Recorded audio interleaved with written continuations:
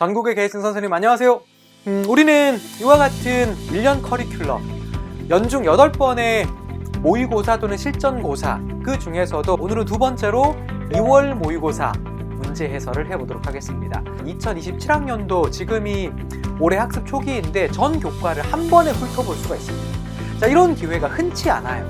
자, 해설 강의니까 우리는 왜 98시간인지 그 디테일에 대해서도 복습을 해봐야 하겠죠. 잠시 기본 이론 복습을 해볼까요? 시간 배당 기준을 보시면요, 여기 1, 2학년분에 파란색으로 표시한 시간수들이 있습니다. 이러한 시간수들은 2021 개정에서 증배된 시간들이에요. 그 시수가 바로 교과 창체 사이에 증감 가능하고 이동 가능한 최대 시수가 되겠습니다. 따라서 그 계산 방법에 따르면 1, 2학년분의 창체 시간은 238시간입니다. 자, 그러면 238 곱하기 0.1을 하면 47.6이 나와요. 47.6. 자, 이러한 사고 흐름에서 여기 빈칸 기억에 쓰고 싶고 써야 할 듯한 그럴듯한 오답이 있어요. 그렇게 쓰면 안 된다라는 건데요. 자, 그럴듯한 오답이 뭐냐고 하면 12분의 1이 12개인 1. 이렇게 쓸만도 하죠. 여러분이 제출하신 답안에도 보니까 이렇게 쓰셨더라고요. 자, 눈금칠해진 그림에 현혹되면 안 되는 거예요. 재기적 분할이라고 하는 것은, 자, 그런데 이 문제에서는 염기성 용액에 산성 용액을 넣는 활동을 정답으로 써야 합니다. 왜냐하면 그 내용으로 수렴하도록 하는 지문 내용이 설계되어 있기 때문이에요. 바로 다음으로 규칙성 발견 및 개념 정리 단계가 오는데요. 그 단계의 지문 내용을 보시면 산성 용액에 염기성 용액을 넣는 활동뿐만 아니라 순서를 바꾸어서 염기성 용액에 산성 용액을 넣으면서 그 원래 염기성이 점점 약해지는 활동을 지문에서 제시하고 있습니다. 이게 바로 결정적인 힌트인 거죠. 그리고 답안을 쓰실 때 넣는 순서를 주의해서 쓰셔야 해요. 자, 그런데 만약에 내가 고사장에서 이런 실전 문제를 만났는데 산성 염기성일 때 각각의 지시약 색깔은 정확하게 기억이 떠올라요. 자, 그런데 중성일 때 지시약 색깔이 정확하게 기억나지 않는다 라고 가정한다면 그 상황에서 여러분 어떻게 답안을 써야 할까요? 자, 원래는 염기성, 중성, 산성 이렇게 세 가지 순서로 색깔 변화를 쓰는 것이 자연스럽잖아요. 자, 그런데 중성일 때 지시약 색깔이 기억나지 않는다 라고 한다면 1번 부정확하긴 하지만 대충 그 스펙트럼 중에서 중성 색깔을 넣어서 답안을 작성한다. 아니다, 2번 부정확한 건 쓰지 않고 그냥 내가 정확하게 기억하고 있는 산성 염기성일 때 색깔 변화만 작성한다. 1번, 2번 뭘까요? 네, 2번입니다. 여러분, 채점할 때요, 아무리 그 답안 내용이 풍성하고 잘 쓰여져 있다 하더라도 그 내용 중에서 특히 과학과는 과학적으로 옳지 않거나 또는 과학이 아니라도 다른 교과라고 하더라도 그 해당 교과 내용과 어긋나는 부정확한 내용이 포함되어 있다면, 명시되어 있다면, 쓰여 있다면 일단 오답입니다. 채점자 입장에서 보면 틀린 내용이 쓰여 있는데 아무리 그 옆에 옳은 내용이 풍성하게 쓰여 있다 하더라도 틀린 내용이 있는데 정답으로 처리할 수는 없잖아요. 그리고 이 과학 문제의 의도가 염기성이 약해진다라는 성질 변화를 알아보는 것이 핵심이죠. 그렇기 때문에 색 변화를 알 수 있을 정도의 정확한 색 변화 2가지 정도만 배치해서 쓰셔도 정답으로 인정돼요. 자, 그래서 우리가 실전 문제 풀이할 때 명심해야 할 것, 잊지 말아야 할 것은 실전에서는 부정확하다면 그것을 텍스트로 남기지 말아야 한다, 쓰지 말아야 한다, 이거예요. 잊지 마세요. 자, 이 문제에서 여러분은 상대적 축척 개념과 대축척, 소축척 각각의 의미와 그리고 축척에 따른 간단한 거리 계산 방법을 배워가시면 될 것 같습니다. 자, 그러면 이제 대축척, 소축척의 의미만 이해하시면 되는데요. 먼저 대축척이라고 하는 것은 축척이 크다 이렇게 표현한다고 했죠. 나지도를 보시면 대축척은 줄인 결과가 상대적으로 크고 상세하게 나타나 있습니다. 자, 그래서 정리하자면 대축척은 분수가 큰 거고 축척이 큰 거고 줄인 결과가 상대적으로 크게 보이는 거예요. 자, 이때 주의할 점이 뭐냐고 하면 여러분 이런 오개념을 가지시면 안 돼요. 이때 주의할 점은 지문에 힌트가 나와 있습니다. 찾으셨나요? 어떤 문제냐고 하면 보관상 문제 때문에 몸통에 팔다리가 잘 붙지 않는다라는 문제입니다.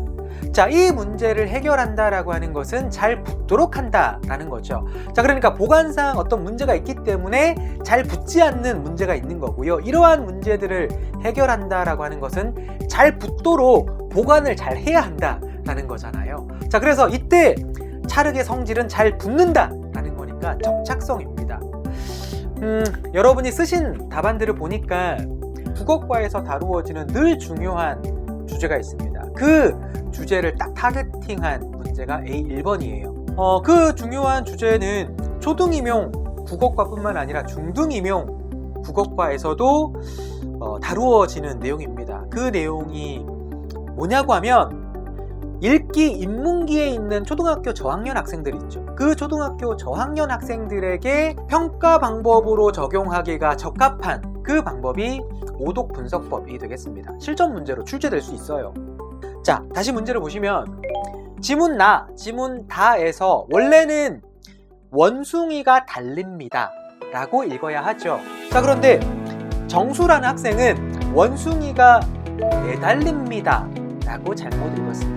자, 이 경우에는 원래 글에는 없던 것을 추가하고 있죠. 그래서 의미 대치가 있고 무의미 대치가 있습니다. 자, 이게 뭐냐고 하면 무의미 대치는 원래 글에 있던 여기서는 이렇듯이 라는 단어를 이럴듯이 이렇게 읽은.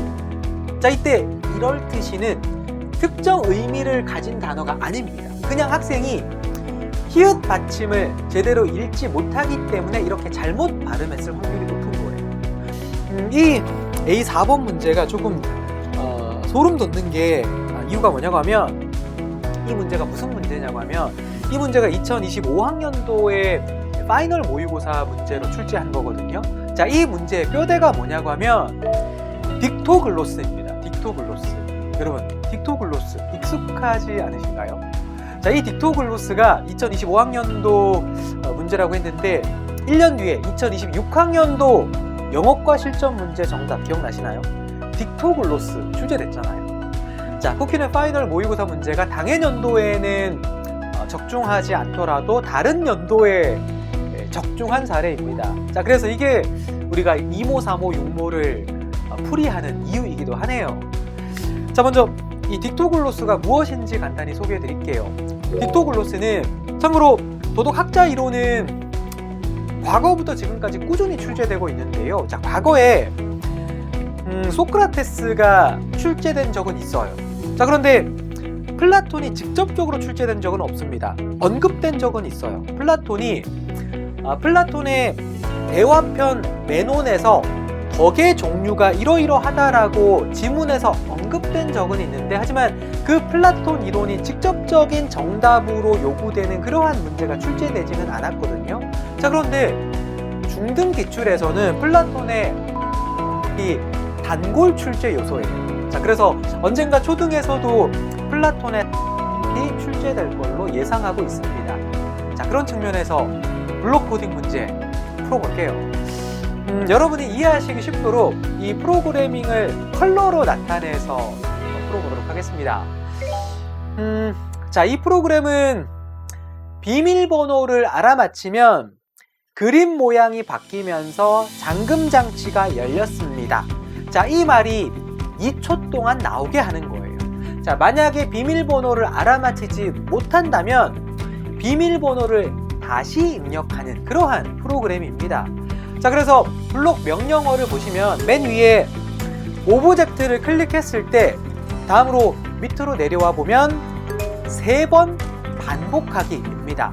자, 무엇을 3번 반복하냐고 하면 여러분 잠시 쉬어갈 겸 해서 이 블록 코딩을 우리 쿠키랩에서 실제로 엔트리를 이용해서 구현한 사례가 있거든요. 그 사례를 한번 감상해 보세요. 처음에는 반복 중단하기를 포함해서 완전한 프로그램을 구현해서 비밀번호를 알아맞히는 장면을 한번 보시고요.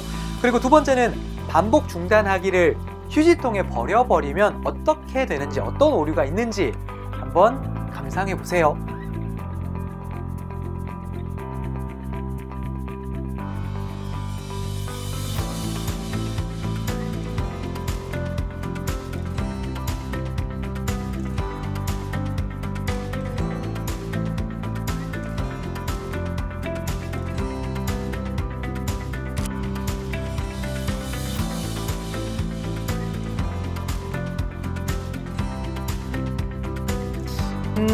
이번 2월 모의고사에서는 2026학년도 기출문제와 아주 유사하게 출제해봤습니다.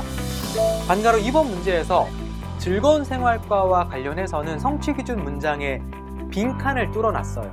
자, 그 빈칸에 들어갈, 참고로 우리가 음악과 국악 강론 문제를 떠올리면 가장 먼저 떠오르는 게 뭐죠? 네, 민요를 떠올리게 마련이 있죠. 자, 그런데 국악에는 민요 외에도 다른 것들이 많고요. 그 다른 것들에서 기출 문제도 많이 출제됩니다. 실전 문제가 많이 나와요. 참고로 국악곡에는 여러 갈래가 있는데요. 소개해드리면 일단 크게는 정악과 민소각이 있습니다. 이 중에 정악은 서양 음악의 클래식이라고 생각하시면 되고요. 그리고 민소각은 서양의 대중음악이라고 보시면 되겠습니다. 어떤 문제가 기출되었는지 소개해드리면요. 종묘제례악도 출제됐고요. 그리고 영산회상에서도 출제됐고, 시조에서도 출제됐고, 대치타도 출제되었습니다. 그리고 민소각에서는 민요가 대표 선수예요. 민요가 거의 대부분 출제되었습니다. 하지만 민요뿐만 아니라 국악에는 정악 쪽에서도 여러 가지가 있고 거기에서도 많이 출제되는 거죠. 자, 그러면 다섯 번째 음인 딸림음은 뭘까요? 딸림음은 사, 가, 나, 다, 라 있죠. 다섯 번째 음은 라입니다. 자, 그러면 이 라에다가 3도씩만 쌓아주면 되는 건데요. 자, 이때 주의할 점은 음이름 라에서부터 순서가, 자, 이 빈칸에 들어갈 스포츠 영역의 중 영역은 스포츠가 정답입니다. 참고로 이 스포츠가 2024학년도 중등 체육과 기출문제로 출제되기도 했습니다. 자, 우리가 2월 모의고사 때는 5개 정도 과목을 종강하거나 강의 진도를 나간 상태였어요. 자, 그리고 4월 모의고사 때는 4과목을 제외하면 나머지 8개 과목이 이미 종강했거나 진도 중이에요. 자, 그래서 지금보다 훨씬 더 교과 지식을 많이 쌓은 뒤에 4월 모의고사 문제를 풀어볼 수가 있겠죠. 자, 그러면 우리는 다음으로 4월 모의고사를 준비하면서 열심히 ABC 교과 진도를 나가봅시다. 여러분 정말 수고 많으셨어요. 지금까지 초등임용고시의 가장 확실한 선택 같이 할까요? 쿠키넷이었습니다.